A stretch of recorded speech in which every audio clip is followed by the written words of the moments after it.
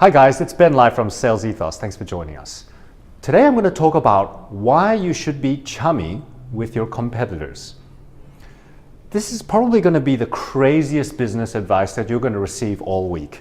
But if you listen to the rationale behind this, you'll start to understand why this paradoxical advice is actually going to be the secret to your success. And to illustrate, I'd like to share with you two stories about how I have actually collaborated with competitors.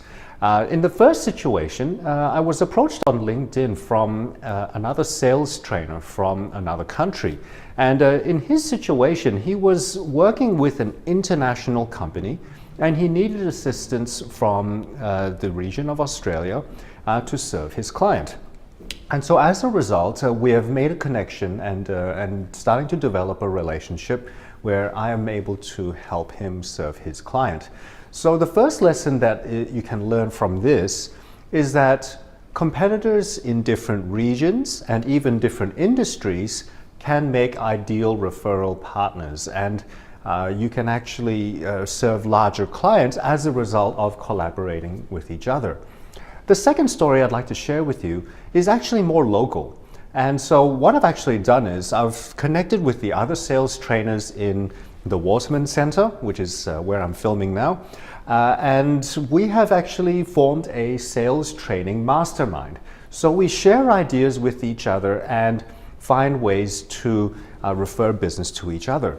Just recently, I met one particular director of a business where his industry was very niche. And so I referred him over to my colleague, and he was able to serve him much better than I would have ever if I had tried to work with that individual. And so as a result, the client is happy, my colleague is happy, and I'm happy that I made the connection. And we're creating a really positive vibe whereby in the future, if he comes across any businesses that he cannot serve fully, he can pass them on to me.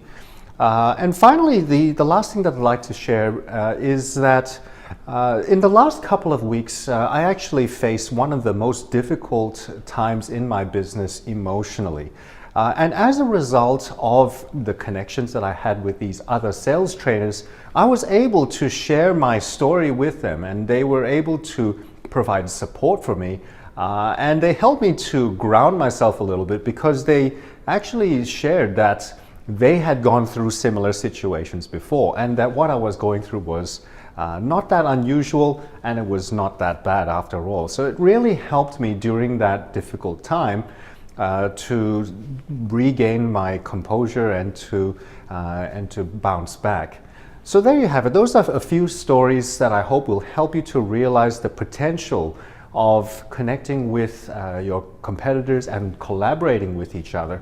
And to give you a little bit of advice on how to go about doing this, the most important thing I want you to remember is this: that you and the people that you're potentially working with need to foster an abundance mindset.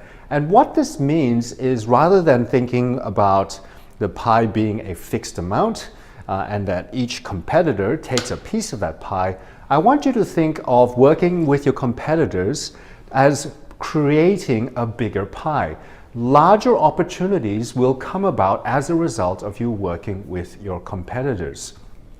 And the opposite of this is a scarcity mindset. So be wary and be careful of individuals who have this mindset, or even for yourself. If you have this mindset, collaborating with competitors is not possible. So when it comes to approaching potential partners, you may want to follow this principle that I apply to all of my sales training, which is find some way to give value up front. We first must give before we can expect to receive. We give and we give and we give, and sometimes it comes back to us. So what do you think? Am I crazy? Leave a comment below on what you think. Don't forget to like and subscribe, and I look forward to seeing you at the next episode.